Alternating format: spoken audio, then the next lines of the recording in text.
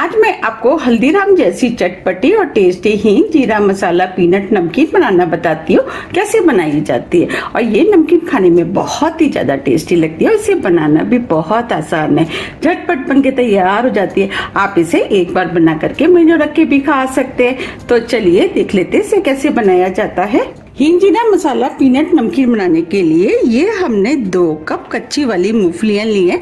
अगर हम ग्राम में नापे तो ये 350 ग्राम के करीब है। अब हम सबसे पहले मूंगफलियों को भून लेते हैं। उसके लिए हमने गैस पे पैन रख दिया है। जो हमने मूंगफलियां ली थी इसे हम पैन में डाल देते हैं। अब मूंगफलियों को लगातार चलाते हुए स्लो मीडियम फ्लेम पे क्रिस्पी होने तक भून लेते हैं। हमें इन्हें स्लो मीडियम फ्लेम पे ही भूनना है जिससे कि ये अंदर तक अच्छे से सिक के तैयार हो। अगर हम इन्हें तेज फ्लेम पे भूनेंगे तो ये ऊपर से तो भून जाएंगी लेकिन अंदर से कच्ची रह जाएंगी। उसकी वजह से जो नमकीन बनेगा वो बिल्कुल भी खाने में टेस्टी नहीं लगेगा। अब हम इन्हें क्रिस्पी होने तक भून लेते हैं। अब ये मूंगफलियां भुन गई हैं, मूंगफलियों का कलर भी चेंज हो गया है और मूंगफलियां चटक भी गई हैं। अब मैं आपको दिखा भी देती हूँ। इसमें से मैं एक मूंगफली ले लेती हूँ। देखिए हम इसका छिलका निकाल लें तो छिलका इजीली निकल रहा है। इसका मतलब ये मूंगफलियां क्रिस्पी हो गई है। अब फ्लेम को ऑफ कर देते। अब मूंगफलियों को ठंडा होने के लिए प्लेट में निकाल लेते।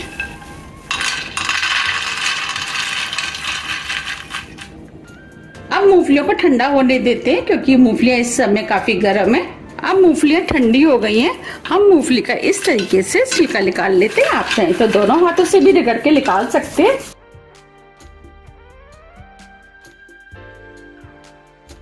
ये हमने मूंगफलियों को छील लिया है। अब इन मूंगफलियों में से हम छिलका निकाल लेते हैं।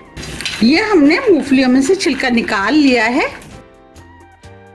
तो ये हमने छलनी ली है। हम छलनी में इस तरीके से मूंगफलियों का छिलका निकालेंगे। इस तरीके से छिलका बहुत आसानी से निकल जाता है। देखिए अब इस मूंगफली को हम इस बॉल में रख लेते हैं। हम इस तरीके से सभी मूंगफलियों को छिलके में से निकाल लेंगे। ये हमने सभी मूंगफलियों को साफ कर लिया है। चलिए अब नमकीन बना लेते हैं। नमकीन बनाने के लिए 2 टेबल स्पून ऑयल हम इस पैन में डाल देते हैं। ऑयल को गरम होने देते हैं। ऑयल गरम हो गया है। हम हींग जीरा पीनट मसाला बना रहे हैं तो इसके अंदर हम 1 टीस्पून जीरा डाल देते हैं।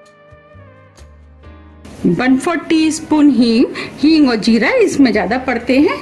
आधी टीस्पून काली मिर्च जिसे हमने पीस लिया है इसे डाल देते हैं। फ्लेम को हमने स्लो कर दिया है। 1/4 टीस्पून लाल मिर्च, आधी टीस्पून काला नमक, आधी टीस्पून सफेद नमक। नमक आप अपने टेस्ट के अनुसार थोड़ा सा कम या ज्यादा भी कर सकते हैं। आधी टीस्पून भुने वाले जीरे का पाउडर। इस मूंगफली में चटपटा टेस्ट है उसके लिए 1 टीस्पून चाट मसाला डाल देते हैं। आधी टीस्पून अमचूर पाउडर। अब सभी मसालों को 10 से 12 सेकंड के लिए भून लेते हैं। अब ये सभी मसाले भुन गए हैं। अब जो हमने मूंगफलियां भुनी थी वो हम इसमें डाल देते हैं। अब मूंगफलियों को मसाले के साथ मिक्स कर लेते हैं। अब ये मूंगफलियां भी मसाले में अच्छे से मिक्स हो गई हैं। अब इन मूंगफलियों को 2 से 3 मिनट करीब स्लो मीडियम फ्लेम पे भून लेते हैं। भूनने से क्या होगा कि मूंगफलियों के अंदर मसालों का फ्लेवर अच्छे से चला जाएगा। उसकी वजह से मूंगफलियां खाने में और भी ज्यादा टेस्टी लगेंगी और ये क्रंची भी हो जाएंगी। यकीन मानिए ये मूंगफलियां खाने में बहुत ही ज्यादा टेस्टी लगती है।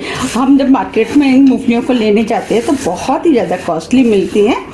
हम इन मूंगफलियों को घर में ही बहुत कम रेट में बना के तैयार कर सकते हैं। घर में बनाने में एक फायदा और है, आप मूंगफलियों के अंदर मसाला अपने टेस्ट के अनुसार थोड़ा सा कम या ज्यादा भी कर सकते हैं। 3 मिनट करीब हो गए हैं। अब ये मूंगफलियां भी बनके तैयार हो गई हैं। देखिए कितनी बढ़िया मूंगफलियां बनी हैं। देखिए कितनी बढ़िया हींग जीरा पीनट मसाला मूंगफलियां बनके तैयार हुई हैं। आप इन मूंगफलियों को किसी भी एयरटाइट डिब्बे में भर करके 1 से 2 महीने के लिए रख सकते हैं और जब भी आपको खानी है आप निकाल करके खा सकते हैं। अगर आपको मेरी रेसिपी पसंद आ रही है तो आप रेसिपी को लाइक कर दीजिएगा और ज्यादा से ज्यादा शेयर भी कर दीजिएगा।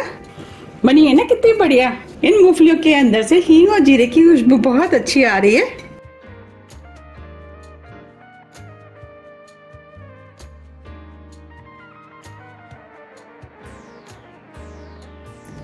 अब हम इन मूंगफलियों को ठंडा होने देते हैं। अब ये मूंगफलियां ठंडी हो गई हैं।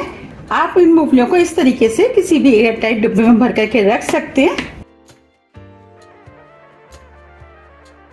देखिए कितना बढ़िया मूंगफली का नमकीन बनके तैयार हुआ है। अगर आपको मेरी रेसिपी थोड़ी भी पसंद आती है तो रेसिपी को लाइक कीजिए, चैनल को सब्सक्राइब कीजिए और ज्यादा से ज्यादा शेयर कीजिए। अब हम फिर मिलते हैं इसी तरह की टेस्टी रेसिपी के साथ। जब तक के लिए नमस्कार।